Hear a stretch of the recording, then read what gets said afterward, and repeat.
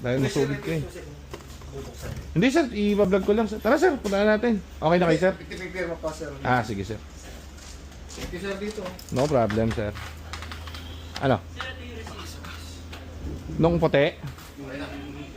Ah, gano'n. So ano pagawa sa atin ng EBS? Ano sir, malapit na? Okay na sir. Okay. Settle ko na lang. So may nagpagawa sa atin ng ABS, long time follower natin. Thank you sir, thank you sir, thank you sir. Ano sabi mo Brad? Ayos ba? Okay sir. Ano to? Nagpapalit ng bumper? May kliyente ka nagpapalit ng bumper kasi may gas-gas.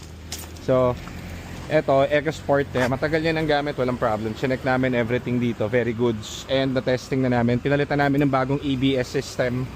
Pasok na pasok, ang ganda ng ABS na Black Edition. Sarap. Yes sir! So, ngayon, tinest drive na to kanina and everything. Ngayon yung ABS na isa na luma. So, binigyan na natin ng malupitang tip si sir. So wala nang poproblemahin dito sa kotse niya. Maganda clutch, maganda shift fork. So scanin natin, tignan natin kung lalabas pa yung kanyang ABS. Nandito ang aking pinsang mabait. Sir, baka may shoutout kayo sa Bulacan. Wala na. Wala sir? Ayun yung luma niya.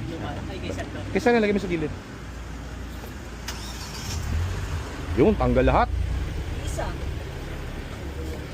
Pinambabiyahe niyo to sir? Oo. Dito, Manila, balik-balik. Walang problema. Wala. May ano pa kayo? May temperature pa kayo? Hindi sa init lang ano yun. Dito sa... Na-ECV niyo na to? Hindi pa. Hindi pa. Bakit yun nakasundin? Hindi. Hello? Okay naman eh, malamig pa eh, kaya... Hindi naman. Malamig pa eh. Hindi, may nakita kasi kaming ganyan eh. May ganyan. Kasi hindi lumalamig yung kotse. Hindi, nilagay ko lang yan para sa parking. Para nakita ko. Para makikita ko kainit. Ang mainit. Bukas ko lahat ng pinto. Ano naman eh, Bulacan lahat ng biyahe. Okay. Araw-araw, okay naman to sir, di ba? Walang problema. Yun nga lang sa baterya ko. Oo, at least ngayon, alam nyo na. Hindi magkakaproblema. Ayan sir, ayan. Check nyo lahat nung, check nyo lahat ng system. Maganda pa tong unit ko sir. Ayan sir, green lahat. All green.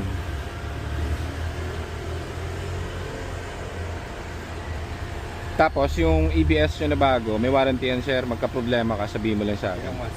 6 months naman ang warranty niyan, pero sabihin nyo na sa akin pagka may problema yung EBS nyo. O ba't may ilaw na iba? Ito yung IPC. existing kay sir yun. I-clear mo na. Ayan sir, wala na yung EBS. Tapos yung ibang error nyo, clear na natin ngayon. Tapos, Ito sir yung sa scan ulit natin. Cleared na siya. O ngayon, dahil nakabit na yung bagong EBS, clear